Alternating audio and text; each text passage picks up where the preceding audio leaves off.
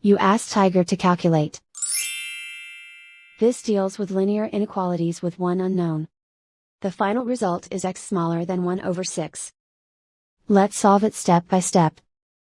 Group all constants on the right side of the inequality. Subtract 1 from both sides.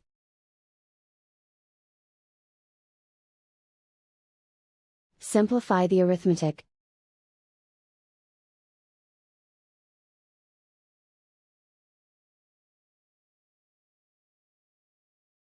Isolate the x. Divide both sides by -6.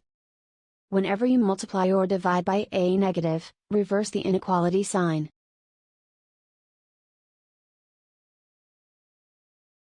Cancel out the negatives.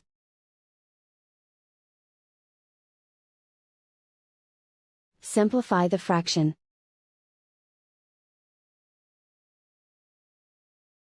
Cancel out the negatives.